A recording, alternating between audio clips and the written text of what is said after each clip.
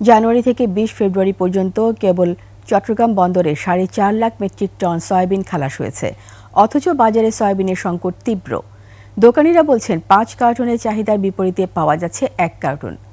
দেশের দুই প্রধান আড়ত চট্টগ্রামের খাতুনগঞ্জ ও রাজধানী মৌলভীবাজারের ব্যবসায়ীরা বলছেন সয়াবিনের সরবরাহ কম, অন্যদিকে কয়েকদিনের মধ্যে সরবরাহ স্বাভাবিক হবে বলে আশ্বস্ত করেছেন মিল মালিকরা। তৌহিদুর রহমানের রিপোর্ট। গেল কয়েক মাস ধরে লেগেই আছে ভোজ্য তেলের সংকট।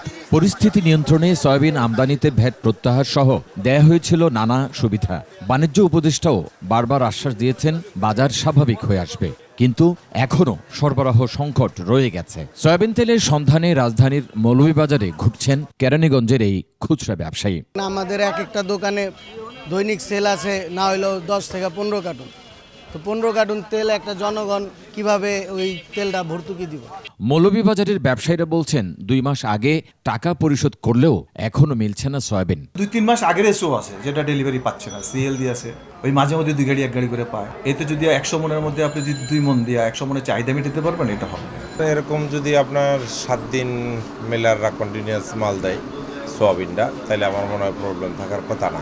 মিল মালিকরা সিন্ডিকেট করে তেল ছাড়ছেন না বলে অভিযোগ করেন তারা। ওরা তো স্বীকার করে না যে কম দিচ্ছে। ডিলারের কাছে যখন কাস্টমার কিনতে যায় দোকানদার, তখন চায় 10 কার্টন, ওরা দেয় 2 কার্টন।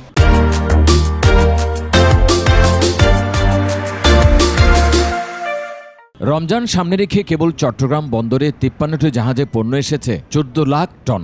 এর মধ্যে ভোজ্য তেলের পরিমাণ 1,91,926 মেট্রিক টন। চলতি মাসের 1 থেকে 10 তারিখ পর্যন্ত ভোজ্য তেল আমদানি হয়েছে 1,42,500 মেট্রিক টন, আর 11 ফেব্রুয়ারি থেকে 20 ফেব্রুয়ারি পর্যন্ত আমদানি হয়েছে 1,12,000 মেট্রিক টন। তবু কেন বাজারে সয়াবিনের সংকট, এমন প্রশ্নের উত্তরে এই মিল মালিক বলেন, বাজার স্বাভাবিক করতে কাজ করছেন তারা। আমদানি বাড়ছে এবং সেই মাল তো বাজারও ঢুকছে। পাচ্ছে না কেন পাচ্ছে না সেটা নিয়ে আমরা কাজ করতেছি। আসলে আমরা আমাদের যে চাহিদা আছে, চাহিদার চেয়েও চেষ্টা করতেছি আর একটু বেশি দেওয়ার জন্য। সামহাও কোথাও আটকে গেছে সেটা আমরা বুঝতেছি না। ভোজ্য তেল সরবরাহ স্বাভাবিক না হলে বিক্ষোভ ছড়াতে পারে বলে মনে করেন খুচরা ব্যবসায়ীরা। তৌহিদুর রহমান, 21 টেলিভিশন, ঢাকা।